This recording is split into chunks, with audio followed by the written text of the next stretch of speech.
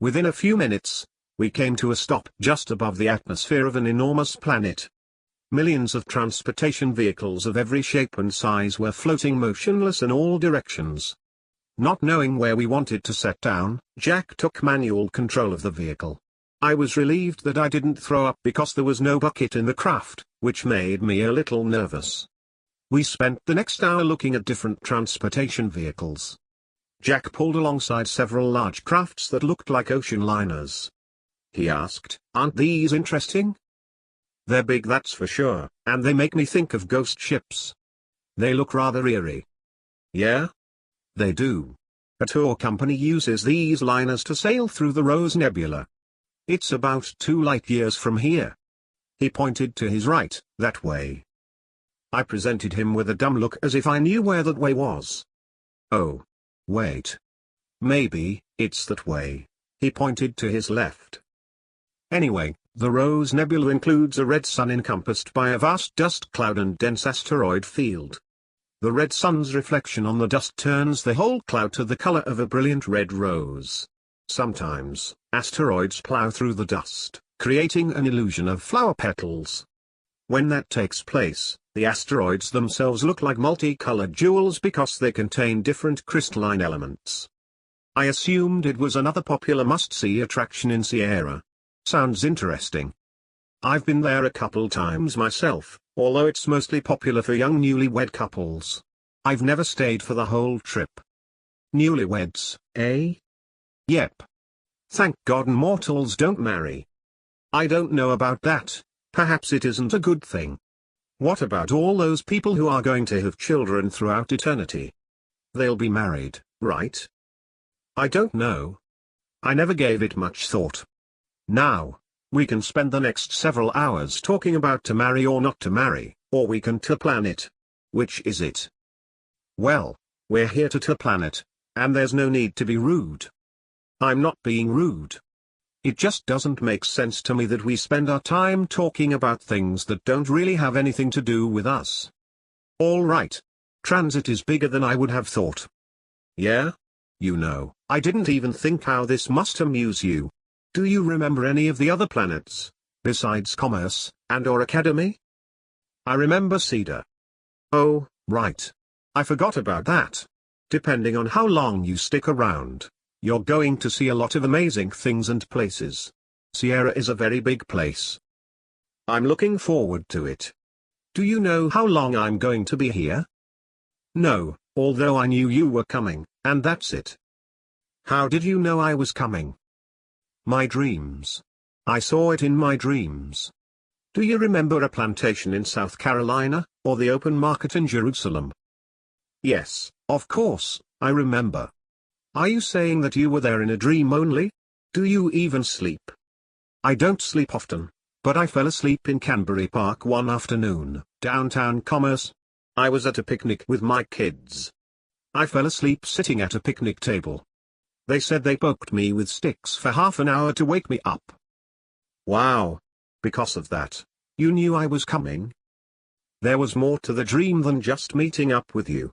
I was given instructions that I should babysit you. Oh, please. Anyway, thanks for looking out for me. That must be quite the task. Indeed. What are friends for? Jack took the controls and moved us a little further east, where we could see a group of 14 moons coming up over the horizon. They almost looked mechanical, being spaced equally apart and lined up, each one at different stages of eluding the light of the sun hiding on the other side of the planet. Also, because the sun was on the other side, we could see large lit structures on the surface right below us. I walked down into the galley to grab a soda. When I came back to the bridge, Jack was speaking with someone and ended the conversation once I emerged from the galley. He looked at me and directed my attention to a spot on the planet, and we headed for it. He set the vehicle down in an open area next to a small brick building that looked like a subway entrance. Again, transportation vehicles of every shape and size spread out in all directions as far as the eye could see.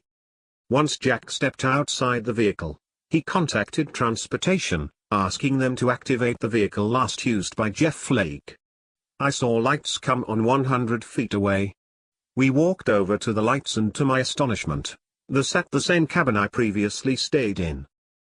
Jack said, I didn't know the number of the cabin, but transportation keeps track of our use of any vehicles. So, that one is the last one you used. Okay, that makes sense. Surrounding the little cabin were other similar cabins, many several times larger than the cabin I used. Many of these cabins are much larger than the one I stayed in. Did I pick this one out, or did someone else send it to the backwoods of Academy? You sent it. Rather, the other you sent it. Obviously, you've always had an inclination to think small and comfortable. Regarding those bigger cabins, there's no limitation on size for a vehicle, or cabin in this case. There are vehicles smaller than a motorcycle and vehicles as large as a moon. Remember those 14 moons rising in the east? They're not moons, but vehicles. They're like, what's the old term? Dyson spheres, as each one has its own atmosphere and climate within. Perhaps, we could explore one sometime. They are inside. Creativity is out of this world. Pun intended. Yes, I'd like that. I would have suggested we do it now, but we were here to tour facilities, especially the companion halls, and I didn't want to get too distracted from our initial purpose. We returned to the small entrance we landed next to and walked down a flight of stairs. Once below, we came out into a large underground tunnel system. Both sides of the tunnel or hall contained small 4-inch by 4-inch glass doors. You'd think we walked into a large post office. I couldn't see the end of the hall and the small glass doors were stacked 14 feet high as the tunnel stretched out of sight. Jack asked, do you remember anything about transport? Not really. These tunnels we're in wind, or rather zigzag around the entire planet. He pointed at the small boxes. Each small glass door holds a smaller box inside. If you notice, those smaller boxes display a red flashing light in the front. Those are the SAI or special modules. The CAI or companion modules have a green flashing light on the front. Inside each of those boxes holds the brain for SAI. The ones with green light, obviously, hold the brain for the CIS. Their brains consist of a 2-inch by 2-inch by 1-inch carbon, crystal, and gold central processing units, or modules. Until activated, or put in use, they are stored here on transit. You know, Jack. It is like waking up my memory. How's that? When you described the modules, I could see them in my own mind. It was like you were reminding me, rather than telling me about something new. That's weird. He looked at me intently. I can't even imagine that. We walked another 20 minutes until we passed through 2 large doors leading to a large cavern. It was dimly lit and was lined around the whole circumference by wooden doors opening to small, 10 by 14 foot, rooms. We entered the first room, which contained a large window at the back. There was a bench placed in front of it full of comfortable pillows. The window itself looked out onto an artificial landscape. It looked real, but I could sense it was not. I knew that because transport did not include such terrain. This window displayed a forest with large trees, and a high mountain range on the horizon. It appeared to be the middle of the day as warm sunlight was falling onto the bench and the floor in front of it. I sat on the bench and was surprised how warm it felt, like an actual sun was shining through. Jack walked over to a panel and turned a dial. As he turned the dial, the time outside the window changed. The room became dusk, and a brilliant full moon rose above the mountains. The forest took on the character of long shadows, with the light of the moon making eerie paths between the trees. I imagined myself resting on the bench in the afternoon while the trees provided shade, reading my favorite literature. Jack turned the dial back. He turned a dial next to that one, and the scene clouded up and rained. The more he turned the dial, the harder it rained, changing the sky from fluffy white cumulus clouds to a heavy downpour, perhaps a monsoon. I asked, isn't this an odd thing to find on this planet? These mood rooms are built here so people can put them in their homes. You've talked about putting one in your library. I assume you don't remember that. How interesting. Also, they're often included in larger, slower moving spacecraft. They're a wonderful distraction after staring out the front of a craft into the blackness of space for long periods of time. That is interesting. I should have one installed in my library. They're fascinating. We inspected several more of the mood rooms and each was just as exciting. One, in particular, opened to a meadow full of plants and bushes in bloom. Several large mule deer stood around eating from the bushes. I almost forgot why we came to transit. There were too many, so we decided to return to our tour. We continued down the halls, observing the small mail-like boxes. I got up close to peek inside several of the small enclosures. I hoped to find something extraordinary, but they were all exactly alike. Jack explained, when completed, AI modules, called specials, can be set into any creature-like or machine-type structure, and that structure becomes the body of the special AI module. They are much less advanced than the companion, KI, modules, and often come in the form of unnatural, even scary-looking creatures. Mostly, because those diverse forms prove more useful in providing specific services than the natural-looking forms. The more advanced companions were designed like a natural body, or form, simulating, more perfectly a human or an animal. We walked for a half a mile when we came to a thick heavy, solid metal door. It opened to another enormous underground cavern. Once through the door, Jack said, as I was saying, the specials might take on unique forms. Let me show you.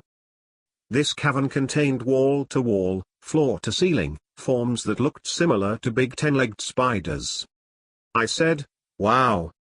Jeff, this is the farm section of transit. These creatures are built for the farm industry and are used to pick fruit and vegetables. They're designed this way to make them fast and gentle at the same time. Then Jack shouted, anyone here?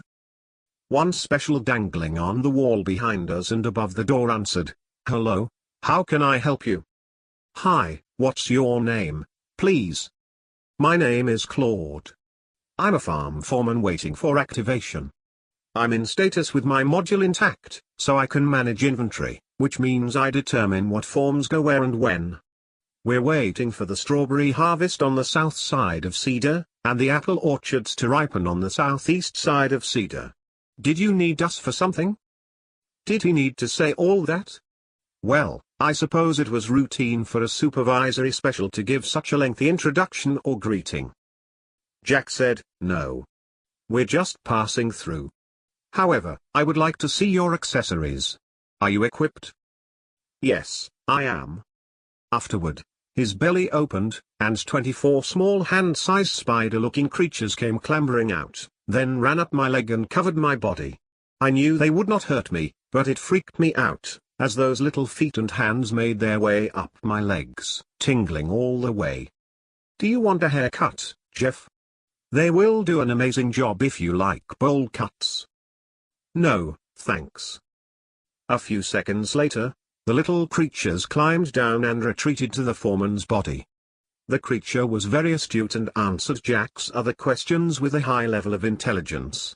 I don't understand why the creature sent its little machines up my leg. I assumed it did so of its own accord, so I guess it had a human-like awareness of humor. Jack explained. The creatures or farm hands were designed in such a way so they could stand over a row of strawberries and use 4 legs to move along the row and the other 6 to pick berries.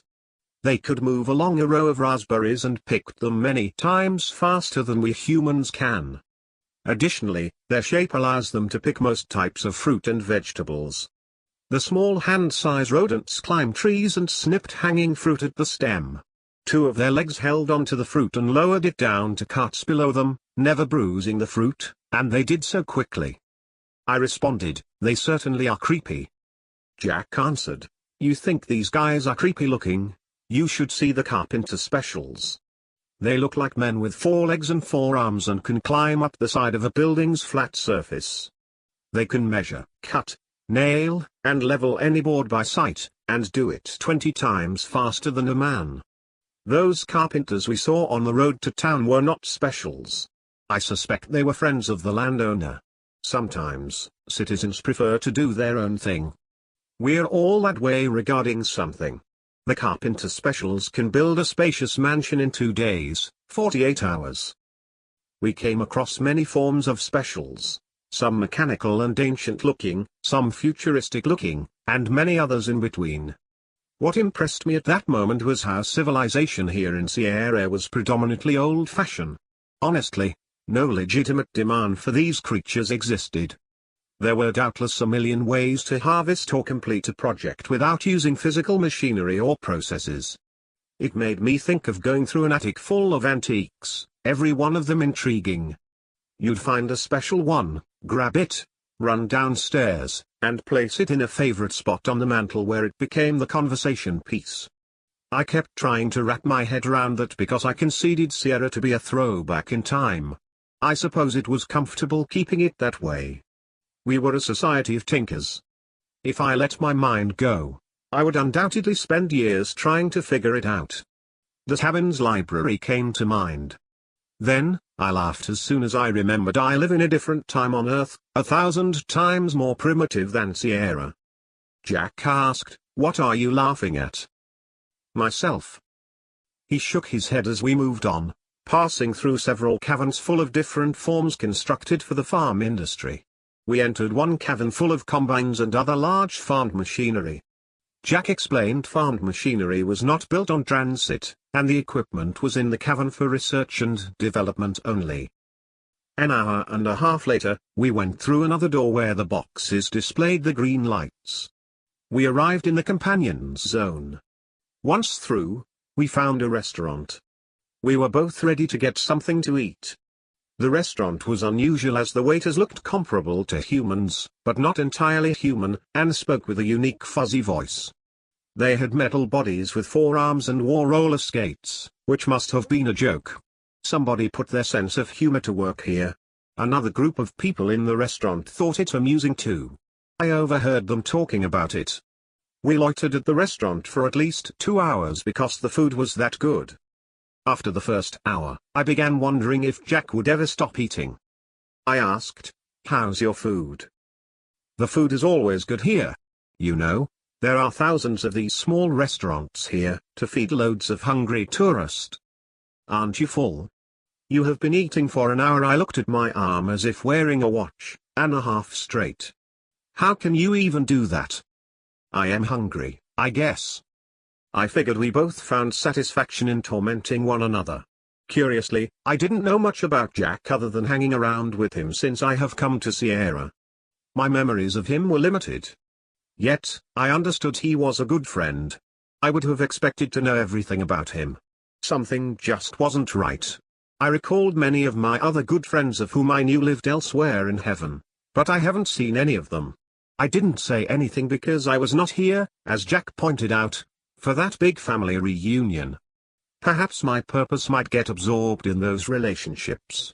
When Jack finally finished eating, we continued our walk through the halls of transit. As we passed this item or that door, I remembered something about Jack. He was always ready to explain the smallest of details, and did so without ever insulting my intelligence. Despite the fact we continuously tormented one another, he never talked down to me, or at me. That was the first real memory I had regarding Jack.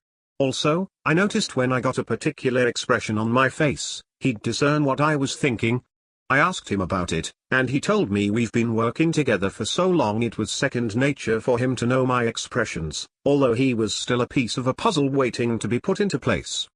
As we walked, I mentioned how specials and companions interacted with the inhabitants of Sierra. AI, both CAI and SAI were always a part of my daydreams before coming here to Sierra, although I never really thought about how they came to be, or how they were created. They were just there in my dreams. What brought that up?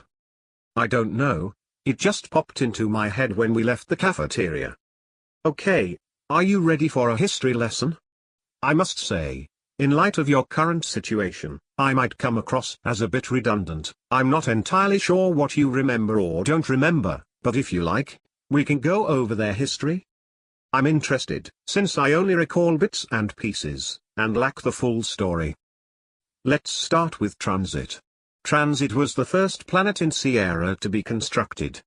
It already consisted of millions of miles of tunnels and thousands of large caverns, which was perfect for building and storing the AI modules. The first builders, or angels, needed a workforce that could work around the clock, hence the AI. After transit was operational, and the AI were being mass-produced, they were put to use building the rest of Sierra. They constructed everything to make life livable for the humans. They created the farms and managed them until the citizens could take over. They built everything, shops, parks, houses, schools, and operated them. They did everything to provide the citizens with a livable world. I don't remember any of that. Do you know if I was involved? Completely. You were completely involved. We both were. Today, the SAI, in particular, build all the new construction that humans don't do for themselves. They perform most of the manual labor around the whole system, and maintain public works on all the planets. Here I am probably being just a little redundant, but the CAI, or companions, currently provide domestic service, education, and personal companionship to humans, just like Dana and Bart. I don't know if you remember that every citizen is attached to at least one companion, generally, from age 2 on. In most cases, those companions become part of the family. In the beginning, they were responsible for teaching humans how to live and get around Sierra. They were responsible for training and guiding the first citizens into a functional society. They do so much more than that now. Who created the AI? After God told you to take up this task, you mentioned to a group of angels your thoughts on the AI. They took it from there. So, there was a group of angels that actually designed the AI, but it was your idea. I don't remember that, but I assume that it was a no-brainer. Almost every science fiction story I have read or watched has had some form of AI. Jack laughed. I was trying to make you feel important. Right. I haven't noticed a companion following you around. How come? Like you, I have 2 companions, but you have never been to my home since your reintegration. Their names are Harrison and Matilda. You've seen them thousands of times, but I guess they were not crucial to your story, and there's no reason you should remember them. Wow. I don't even know where you live. I will have to come by and meet them, again. Tell me, how many AI are there? I am sure you will see them in the future should they become pertinent. By the way, my house is bigger than yours. Is that supposed to impress me? You're a numbskull. To answer your question, at this point in time there are approximately 800 billion of the AI modules. Most are still housed here, 200 billion CAI and 600 billion SAI. 650 billion of both AI models are currently unused and in status. Oh, wow. That's a lot. I know, and they're still making new modules as we speak. I don't remember any of that. It sounds like we are making too many. Probably. I guess no one has ever said how many we should make, so they keep making them. Well, that's rather simple-minded. It was and is your decision whether to stop making them or not. You're probably right. It is rather simple-minded. Oh, of course. All those little modules, are they active in any way? This I am surprised you don't recall. When they're not being used, they are connected into a system or hive so they can socialize with other AI modules. That's where they collect information and furnish information to one another. That connection is called gossiping. They're like a beehive, or colony of ants. Because AI, particularly companions, love knowledge, the hive is their favorite place to be, gossiping. Regardless of their eagerness to be in the hive, a companion's principal purpose is to be actively engaged with humans. Take note, once linked with a citizen, and unless allowed, companions are prohibited from giving or inserting human personal information into the hive. That was a fundamental rule built into all AI programming. Did that spark any memories? No. Makes me wonder if people have things to hide. All right, Big Brother. There are still mortal people who have the right to privacy. Okay, I guess that makes sense. Should I continue? I'm sorry, please do. Most buildings throughout Sierra, including homes, provide a closet-size room with the appropriate circuitry for companions to join the hive during downtime, while they are in service. That way, companions outside the hive can connect and assemble information shared by the hive. Thanks for the update. You're welcome. You don't want to learn any more? Nah. I can figure it out from here. As we entered another cavern, I noticed the cavern itself was empty, except on two sides of its walls were lined with 6, 8 by 20 foot heavy glass windows. We walked up to one window to the right to peer inside. The walls were painted white inside and looked like a laboratory. Hundreds of assembly lines, full of specials along with hundreds of tiny angels, sat 10 feet apart. Each assembly line was over 100 feet long. Jack said, "They're assembling the special modules here. Both the specials and the tiny angels work together, making the AI modules. Those odd-looking specials put the base components together, and the angels complete all the finishing touches."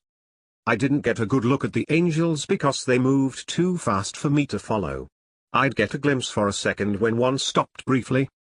Again, these specials operating the assembly lines did not look human. Each one was made of 3 sections, one top, one middle, and one bottom. Each section of the special twisted independent of its other parts.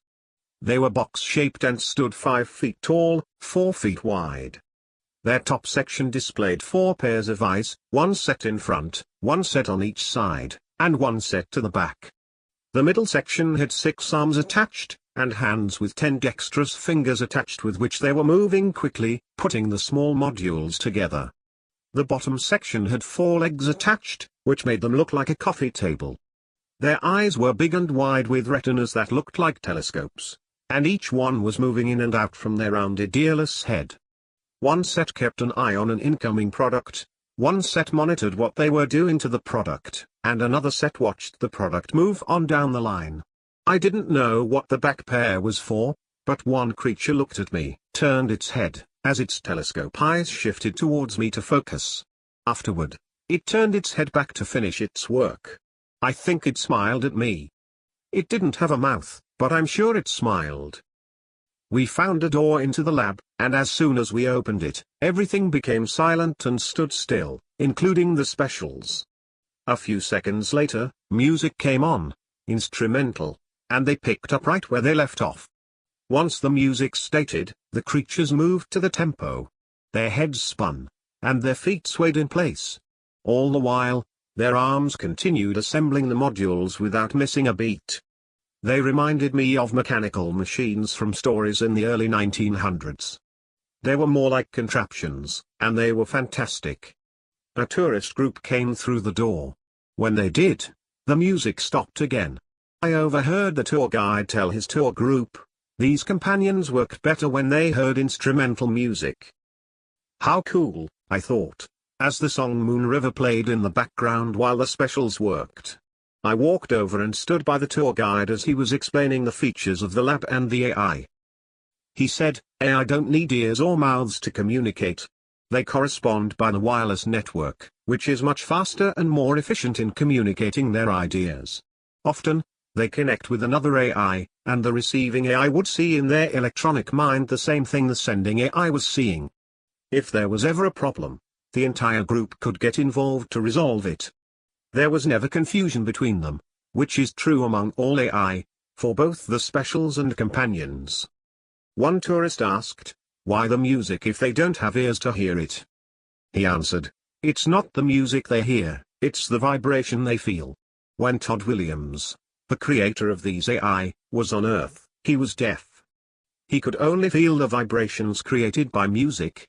Classical and instrumental music were the only vibrations that didn't give him a headache. Todd preferred the vibrations over the actual sound, so he included the same ability in these creatures. It was his creative signature. That's the rumor, anyway. Afterward, the tour group went one way, and we the other. A half-mile down the tunnel, we came upon another lab. Inside the lab were hundreds of small glass cases. A special placed a tiny module into one of the cases. It closed the lid and thousands of electrical charges, like lightning, filled the box. Jack said, Once a companion module is created, they mounted it in those sealed electrical cases. They designed the cases to set off electrical charges or small lightning strikes. Both the case and the companion module contain over 2,000 receptors charged by random strikes. Each receptor determines a personality trait. The charges can strike several receptors at a time, which sets another personality trait.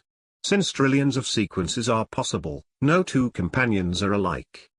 The specials used a different sealed case because they were not charged in the same manner. A special only received specific electrical charges based on the profession they needed to mimic. They didn't need a personality, they only needed to communicate within their specific profession. Companions needed every facet of human intelligence and personality to interact with their human counterparts. Families often had 10 companions. The bigger farms on Cedar could have 50 or more companions to supervise thousands of specials who worked on those farms. There was never an issue with availability. If a need arose, an AI could fill it. We came to a large door. The other side contained a massive factory. It was not as much a cavern as it was a dome covering a deep valley with a massive clear dome covering it all. It must have been 100 miles long and wide. Once we passed through the door, I looked up where I could see the stars of the Leaf Galaxy through the dome. The Leaf Galaxy was one of the 5 galaxies that made up Sierra. I looked more like a large blue star, but one can see the small star clusters surrounding it. It was quite beautiful. Within the dome were thousands of AI in the process of building and performing maintenance on hundreds, if not thousands, of transportation vehicles. We found ourselves standing on a large steel-grated platform. The noise was very loud. Jack leaned over and shouted. There are over 1 million AI, both companion and special, who work in this area. Although we don't build as many vehicles as we did a decade ago. Now, most of the work performed is maintenance and upgrades. Along the length of the platform were dozens of convertible craft, flat and round with a clear bottom. The crafts could hold 4 to 50 people. We walked over to one 4-passenger vehicle. Jack reached down into a glove box, then pulled out and handed me a pair of headphones. That helped a great deal as they served not only to deaden the sound, they transmitted our voices to one another. We took one of the crafts to the other end of the factory, which took 3 hours to cross as we stopped periodically to observe what was taking place below us. Once across, we got out and walked. After another half hour, we came upon a large glass door. I think you will like this, Jeff. I answered. We have covered a lot ground today already. I think this will be the last place we stop before I go home. It was the CTC, Central Transportation Command. Several companions ran the center and were in charge of several hundred specials who operated it. They controlled all transportation from the CTC on transit. Inside, I noticed a large screen at the back of the room. It must have been 150 feet wide and 40 feet tall. The official companion on duty came over to us, greeted us, saying, "Welcome to CTC." I hardly noticed her as I turned my attention to the large grid full of small lights. The grid displayed every planet and designated location within the Sirian system. Hundreds of satellites surrounded every planet and were displayed on the grid. Although a planet has hundreds, all are represented by a single yellow light, unless they fall into an error state, which has never happened. If any part of the system enters an error state, a red light announced it, whether it was a satellite or a vehicle. At which time, they sent repair crews to make needed repairs. When a transportation vehicle was in use, it was marked on the grid by a blue light. Tens of thousands of vehicles might be on the grid at any time, so the grid will display thousands of blue lights. When the vehicle leaves one area, it messages, through the grid, to any satellite near the destination area it needed to enter. The communication between current location and destination only took seconds to create, via a communications wormhole. Otherwise, it might take generations for a single transmission to reach the CTC. Interestingly, communication between satellites, vehicles, and the grid often made the grid difficult to read for mortals. With thousands of vehicles on the grid at any time, the indicator lights became blurred. So, watching the grid often made a mortal dizzy. So, They created specialized AI for the system, to read the grid, monitor it, and direct the heavy traffic in all of known space. When the vehicle and a satellite make a connection, a pattern opens between the two. A pattern was what we Seorians called this method of travel. It wasn't a wormhole, as it was more of a pattern buffer. The manager was talking while we were standing there, but I didn't hear a thing she said, being lost in my thoughts. Eventually, she returned to her desk as another companion was standing there waiting for her. I remembered this much about transportation. Going from place to place, the transportation vehicles use a similar method immortals and angels use, but they can do so by a simple thought. Patterns were their mechanical version. It was beyond the simple act of folding space to make instant transport. It forced a group of molecules in space, your location, to connect to another group somewhere else in space, your destination, and cause them to act as if they were in the same location. They called those points in space identical patterns, at the subatomic level, and they became exact copies of each other. Then, moving in any direction materialized your vehicle at the new location. Sometimes when moving, you felt a minor vibration. That was what I recalled.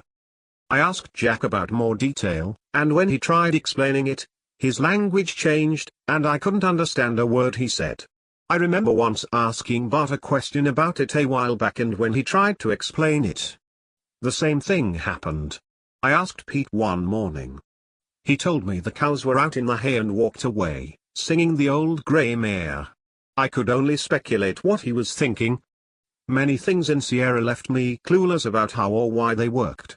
I assumed the powers that be believed I shouldn't learn those things. Perhaps they suspected I might use such knowledge to my advantage when I returned to my Earth. It was becoming a regular event when I asked a question, I got an odd and unpredictable response. Well, each vehicle, showed by a blue flash, enters the pattern and materializes at its destination. Once there, another blue flash showed the vehicle had re-entered normal space, which only takes seconds. Thousands of vehicles can enter or leave an area in a matter of minutes.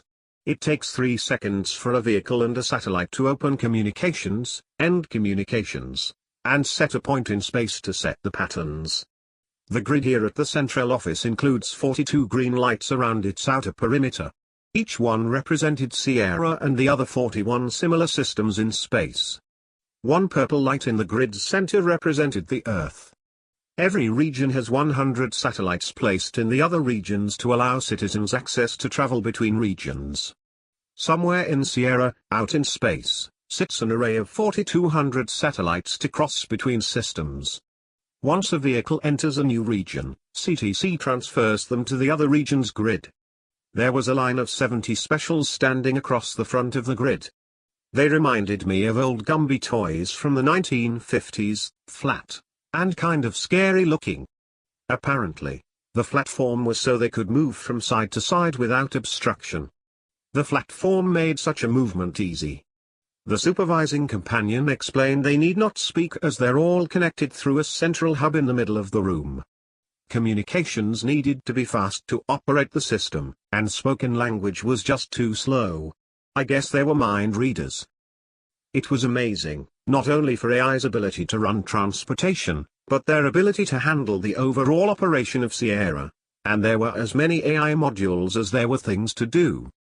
We stayed for 2 hours in the command center, observing. Afterward, Jack asked me if I was hungry again.